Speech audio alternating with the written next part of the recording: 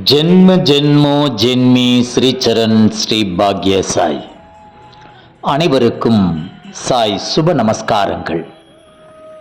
நிலக்கோட்டையிலிருந்து சாய் உமேஷ்.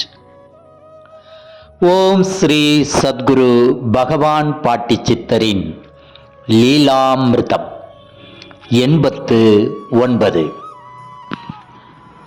முத்தூர் திரு சுப்பிரமணியன் அவர்களின் நண்பர் திரு சிவசேனாதிபதி அவர்கள் பாட்டியின் தீவிர பக்தர்களில் ஒருவர்.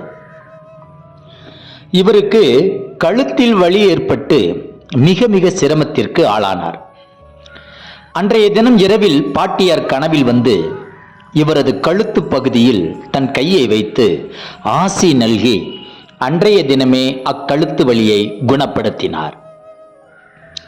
மறுநாள் திரு சிவசேனாதிபதி தனக்கு நடந்த அற்புதத்தை திரு சுப்பிரமணியன் அவர்களிடம் தெரிவித்து பாட்டியின் மகிமையை பற்றி பேசிக்கொண்டிருந்தனர் ஓரிடத்தில்.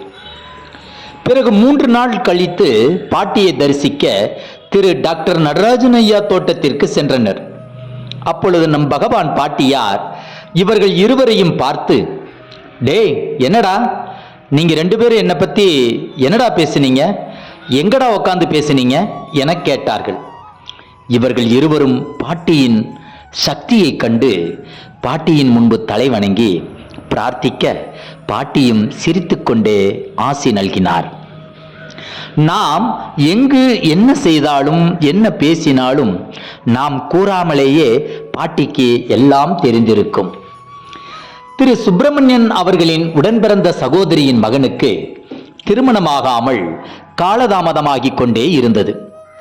இவர் தனது சகோதரியிடம் நம் பாட்டியின் கிருபையை பற்றி கூறி அவரது சகோதரியையும் சகோதரியின் மகனையும் அழைத்து கொண்டு பாட்டியை பார்க்க பேருந்தில் ஏறி மாற்று வழியில் வந்து சம்பந்தமில்லாத இடத்தில் இறக்கிவிடப்பட்டார்கள்.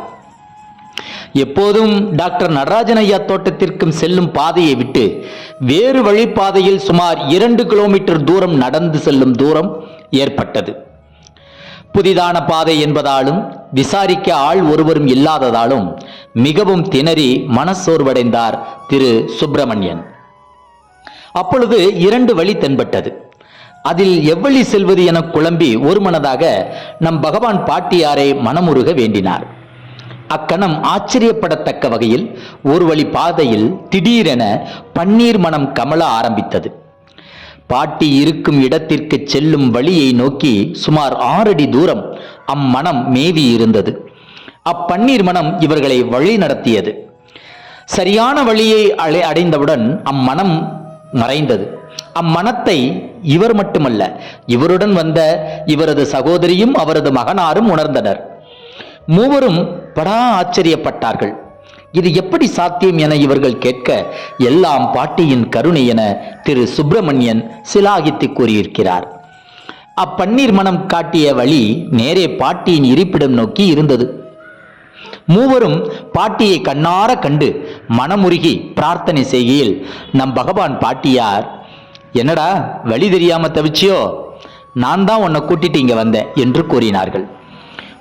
முதலில் பார்க்க வந்த திரு சுப்பிரமணியன் அவர்களின் சகோதரியும் அவரது மகனும் ஆச்சரியத்தின் உச்சநிலை சென்று ஆனந்த கண்ணீர் மல்க பாட்டியை துதிபாடினார்கள். வாழ்க்கை என்னும் பாதையில் திக்கற்று தெரியும் நமக்கும் பாட்டி நல்வழி காட்டுவாராக. சர்வமும் பாட்டிமயம். ஜெய் குரு பாட்டி. நற்பவி பாட்டி.